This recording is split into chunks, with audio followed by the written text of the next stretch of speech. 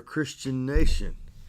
And the reason we're a great nation is we are a Christian nation.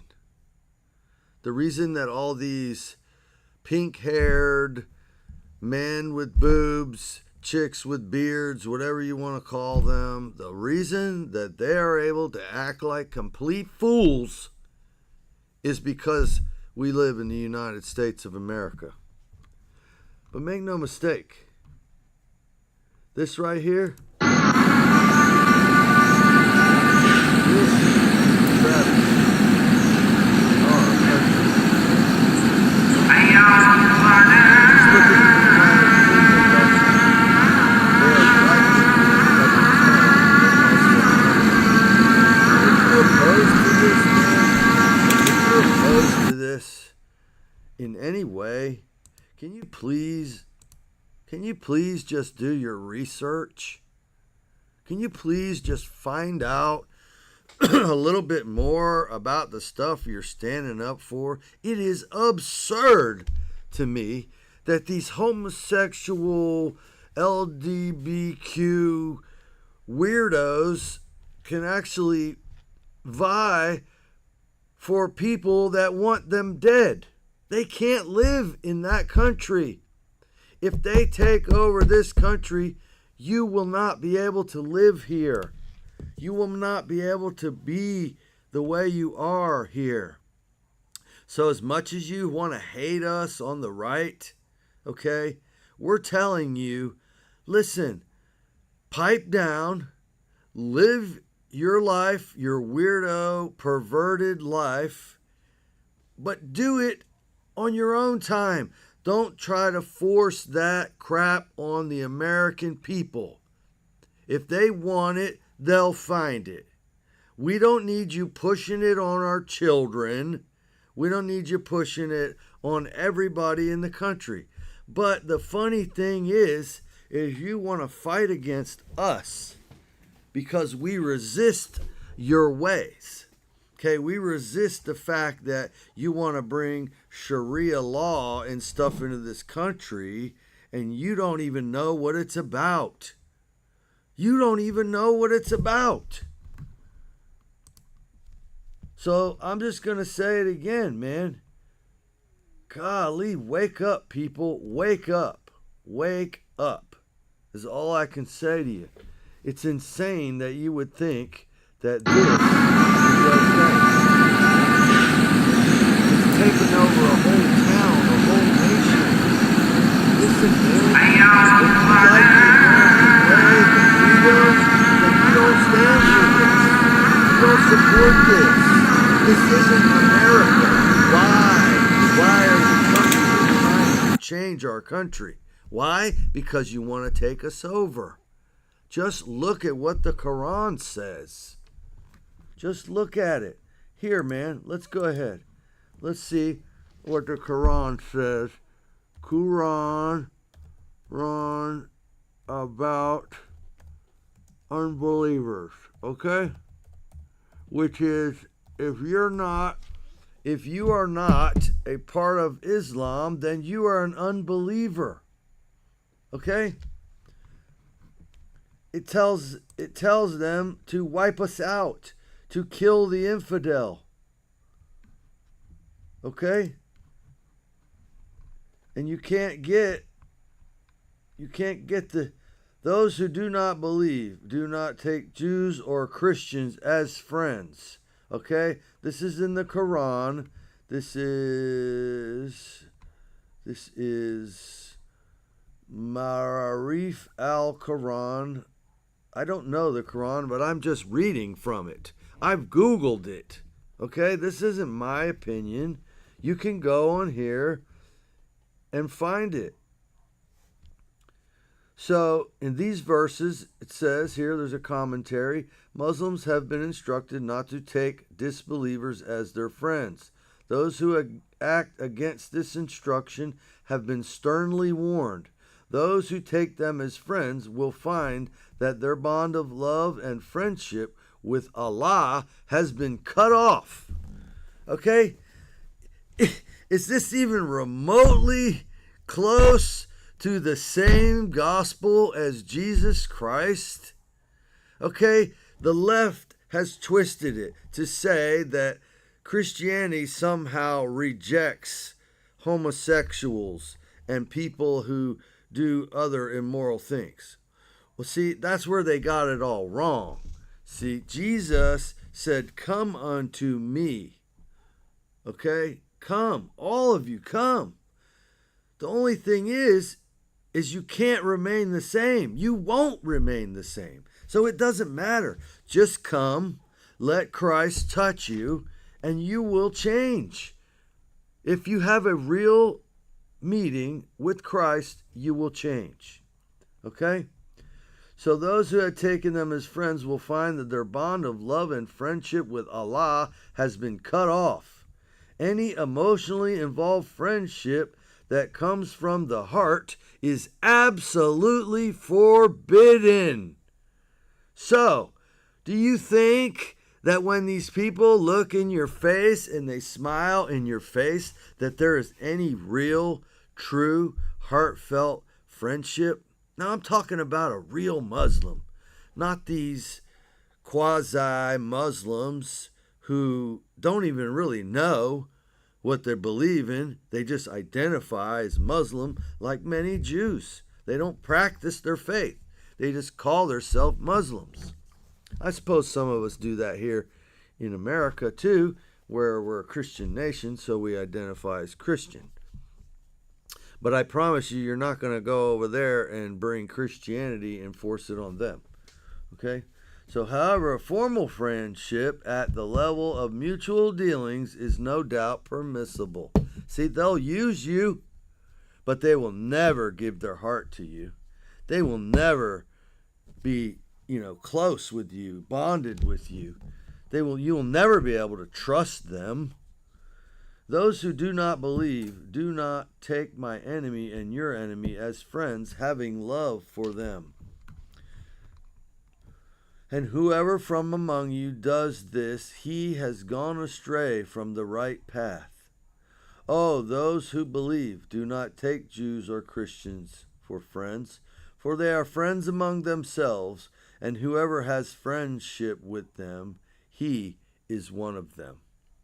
You shall not find those who believe in Allah and in the hereafter having friendship with those who have enmity with Allah and His Messenger, even though they may be their father or son or brothers or members of their tribe. You see, guys, they hate you. They hate you. Don't you understand? They hate you. And they will subdue you given the chance. Now, the only thing that you have to do is denounce it. Don't allow it. Vote it out. Don't be so tolerant. Christ was tolerant up to a certain point. But see, when Jesus lost his cool, it was because in the temple, they were taking advantage of people. They were charging them higher rates for an exchange. They would come and they needed to buy an animal for sacrifice. And guess what? They probably weren't selling their finest animals, honestly. They were probably not selling their finest animals. So just like everything else, it gets watered down and becomes cheap. So I want to just say, I don't know how in the world that we can be voting these people in to our office.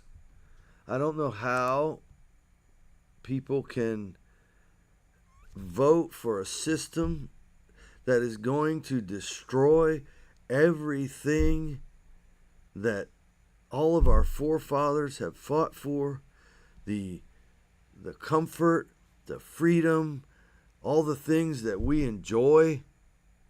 They're going to go away, and you're going to give them away.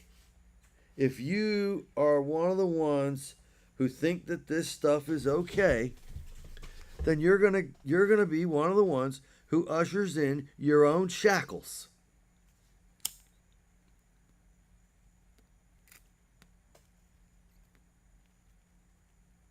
Let me light my cigar.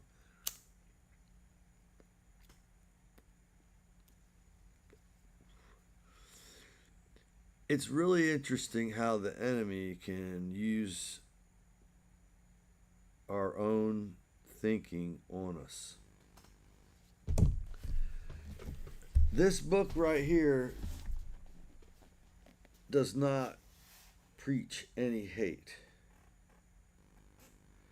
It says, "Come unto me, all you who are heavy laden, and I will give you rest." Rest for your soul.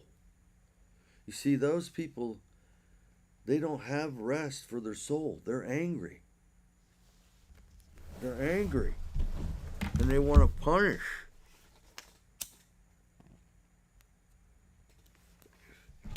And it all stems back to the biblical days. Do you know what the big fight is about? Do you even know what the big fight is about? Well, come on, let's see here. We're going to see if we can find it. The big fight is about Abraham and Sarah and Benjamin. Okay? I'm going to see if I can find this for you. Abraham, because I want to read it to you. I don't want to give you my opinion. Abraham, Sarah,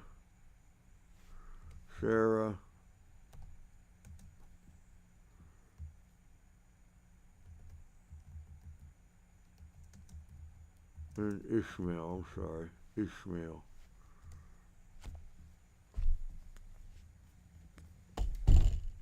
Here you go. I'm going to read it for you right now. I'm going to find it right here. Genesis 2, or 21, I'm sorry. All right. So, let me give you a little bit of backdrop because you don't want me to read the whole thing, so it'll get too long. So, what happened is Abraham and Sarah couldn't have a child. Sarah couldn't have a child. And so it was really important back then, and it was even kind of a shame to have a barren womb because you couldn't produce an offspring for your husband. Okay?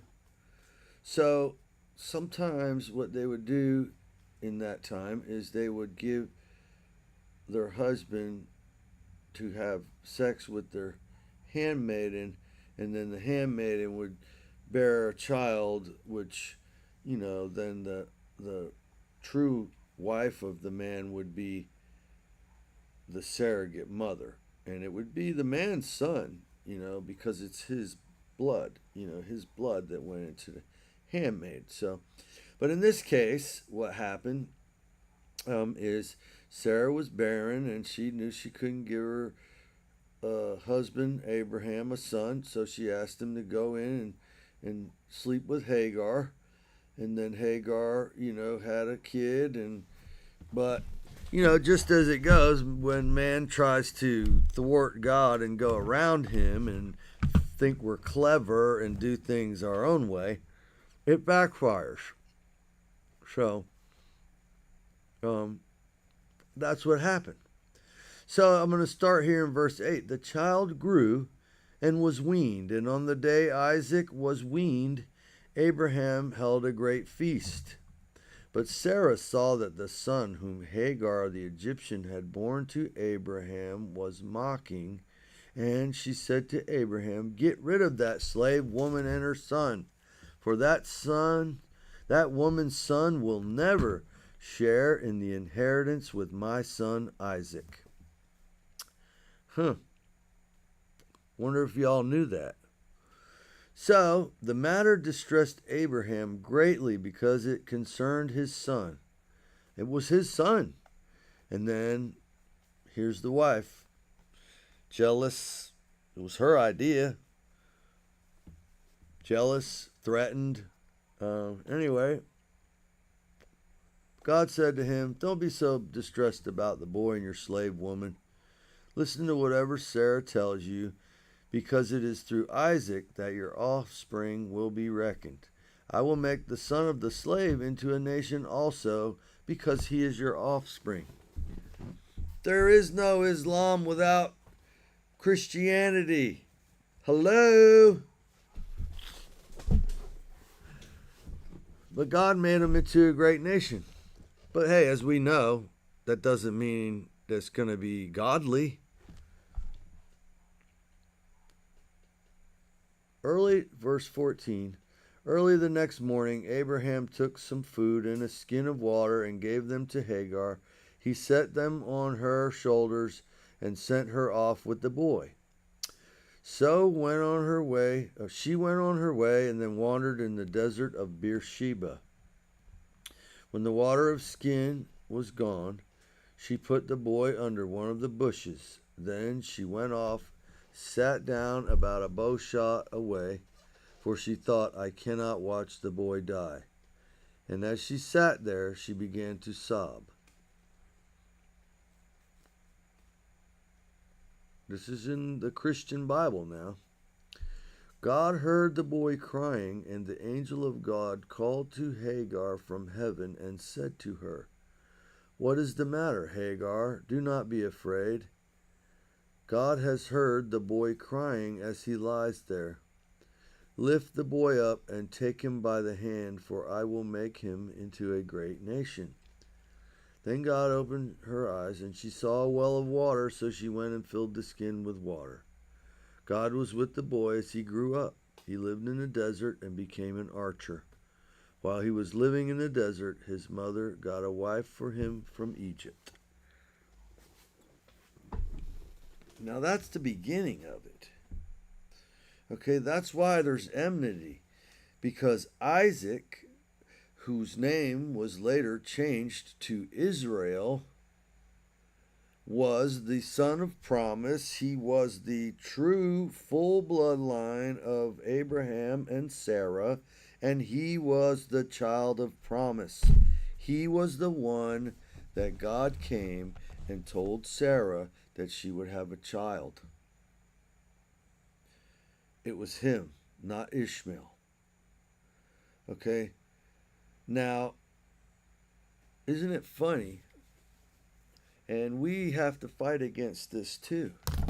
As Christians, we have to fight against standing for what's true and letting hate take the place of that righteous indignation. Do you understand what I'm saying? It's not easy to do. It's hard to find the line. You see, but that's what happened to Ishmael. He had the blessing of God. Okay? He had the blessing of God.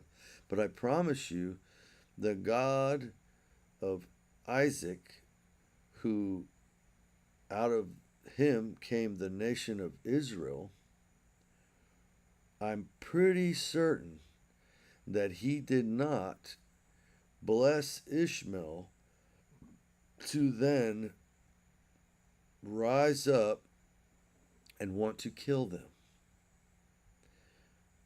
Was he alarmed? Was he tricked? Did he know that it didn't happen? Or did he know that it was going to happen? I'm sure he did. You know, the end times come, and they will, and they're gonna, because it was prophesied in this book, and everything in this book has and will come true. If it's a prophesied that's already gone by, has been fulfilled, and the ones that are left, they will be fulfilled as well. So, my point in all of this, Christian, is that just as Ishmael was sent away to another land, we don't need to let Islam become the majority of the belief system in this nation. You know, it's funny People will stand up against religion when it's Christianity. But when it's religion of another sort, I mean, they don't mind. You can say Buddha, you could say Islam, you can say any of that stuff, Hinduism. Nobody is offended by that. Why is that, people? Why is that? Why is it? Tell me, please. Tell me, what's your answer? Why is it?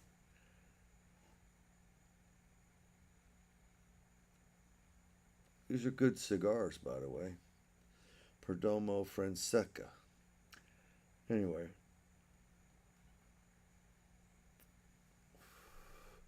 But why? Why is it that people are so unoffended by the other religions and they're offended by Jesus Christ? Well, could it be because one of them is true? One of them is real? And like we know, the Word of God says it's sharper than a two-edged sword, piercing and cutting down deep into the bones and marrow. You know? We know that. Let's see, Word of God is living and active. Okay, that's why they hate it. That's why they hate it. Here, let's take a look at it. Let's go right here, guys. All right. The Word of God is active, sharper than any two-edged sword, piercing to the division of soul and spirit, of the joints and marrow, discerning the thoughts and intentions of the heart. It's in Hebrews 4:12. Look it up for yourself. You know, look it up. Read it. Study some of this stuff, man. If you really want to get free, you got to study some of this stuff. Because that's what's going to draw you in. That's what's going to enlighten you to the truth. It's what's going to give you common sense and clear thinking. That's what this channel is about. We want to grow up. We want to act like men. And part of that is living in reality. You know, realizing if you abuse your freedom, man, it will cost you your freedom. Okay? And abusing your freedom is by not standing up for the things that created it. Do you not understand that difference? The things that created the very thing that you're living out, you want to protest and you want to destroy. I don't understand it at all. How you could want to protest the very things that give you the freedom that you enjoy. You're essentially voting to have them taken away so that you can live in a Muslim society. Dude, Dearborn, Michigan has got a Muslim mayor that just asked all Christians to leave. Feel free to leave or something like that. Let's look it up. Let's look it up. Dearborn mayor's comments about, let's see if Google will give it to us. Let's see if Google will give it to us. Want to? Let's see. Let's see.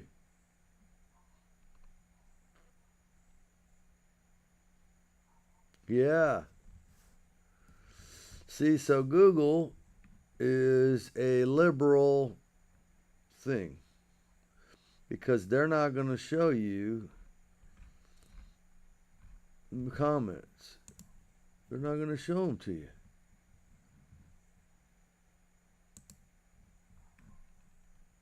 Let's see. Let's see what it says, guys. Want to? Let's do it. What the heck? This ain't no dang personal lawyer thing. Get your butt out of here. Where'd it go? There it is. So this guy, one of these guys, I don't know which one. I can't find it, and I don't want to just give you some information that's bunk. You know, I don't want to tell you that's the guy, and it isn't. Abdullah Hamad for berating residents. There you go.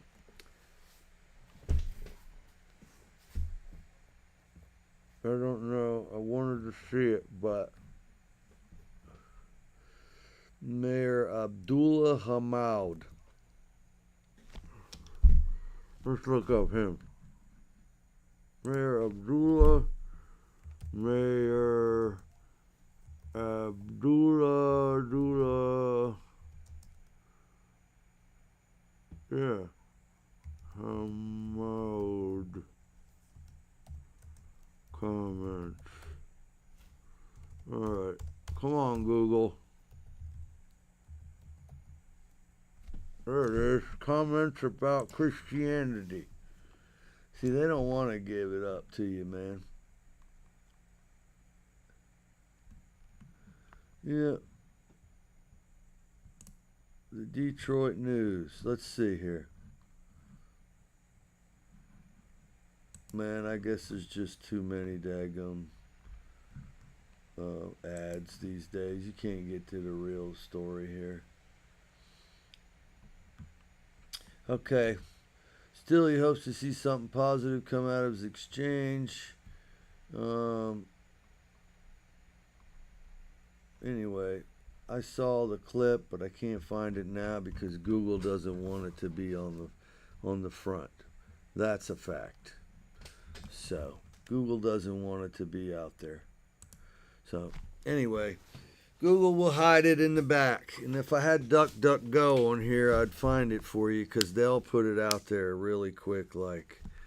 So let me see if I can find it right now. I'm going to see here on DuckDuckGo because I don't have it on my computer. So I want to see it on my phone. Dearborn Mayor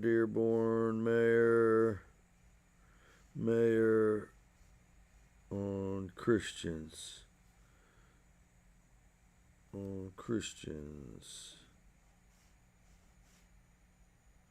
Let's see if we can find it, guys. 1, 2. All right, here we go. So let's see what we got here. All right. Those signs up there. I mean, I also appreciate how he has helped to people to sympathize with, people of Palestine, people of Lebanon. As you know, I've lived in Lebanon. I also lived in Israel. I spent several weeks in Palestine, and I feel like, but despite that, I feel like having that sign up there, it's almost like having, naming a street Hezbollah Street or Hamas Street. Hezbollah, bombed the embassy in Beirut, and including many Americans. So I just feel it's quite inappropriate. And as a Christian, I would like to encourage peace. I'm not just being pro-Israel in this and fight back and that sort of thing. But I would like to encourage peace and not violence. Actually, I'd like to quote from the words of someone who had the same enemy. It was Jewish people who killed Jesus. He was Jewish, but his fellow Jewish people killed him. And he said, the one who lives by the sword will die by the sword. And what I would like to encourage on the other side is peace. He is called the Prince of Peace, and he said, blessed are the peacemakers. And his death at the hands of Jewish people opens the door to peace between Jewish and non-Jewish people. So that's what I would like to actively try to encourage to you. And thank you very much. Thank you, Spire. Sure. If you'd like to step forward. I think the only comment I'm going to make, is not Mayor? looking for a rebuttal, is the best suggestion I have for you is to not drive on Warren Avenue, or to close your eyes while you're doing it. His name is up there, and I spoke at a ceremony celebrating it because he's done a lot for this community. And I think it's quite hypocritical to know that you're approaching this podium when you yourself have videos on YouTube standing in front of my mosque saying the cruelest of things about Muslims, about the religion of Islam, because you are a bigot and you are a racist and you are an Islamophobe. And although you live here, I want you to know as mayor, you are not welcome here. And the day you move out of the city will be the day that I launch a parade celebrating the fact that you moved out of the city. Because you are not somebody who believes in coexistence. You're somebody who tries to preach it, but in fact you do everything but that. So I just want to put that on the record. Okay, so there you go. You have it. That's what they're gonna do, guys. That's what they're gonna do for you right there. So just get used to it. Know that if you're a sucker, you're gonna vote for this stuff. If you're a chump, if you're evil, if you want to destroy America, that's what you're gonna be a part of. And there's gonna come a point where, as you heard the brother say, if you live by the sword, you'll die by the sword. If you keep pushing this violent crap on us, we will show you what America is made of. We'll show you why we are the United States of America and why we're the greatest and most powerful nation on this planet. Okay? And there's a few of us good old boys left that ain't tolerating it. All right? We ain't tolerating it. All right? We're going to do everything peacefully. We're going to do everything right. We're going to try to maintain the attitude of love until you bring that garbage to our front door. And then I'm going to protect my family with everything that is in me. Okay? Make no mistake, I am a Christian. I believe in the Bible. I believe in Jesus Christ. I believe in what he said. Okay? But I also know that I have a right to protect my family. And that includes the nation they live in. Because what happens here in this nation is what affects my family. Okay? So all I'm saying is, y'all better back up. Y'all better tone it down. You want to come with this crazy nonsense, don't do it, man. Don't do it. That's all I'm saying. We love y'all, man, but you got to give us a chance to. When you come at us with this nonsense, we ain't pushovers. We're going to fight back. Trust that. Believe me when I tell you. It's warming up in the background. And we won't show our hand until it's game time. So, that being said, I think y'all know where I'm coming from. And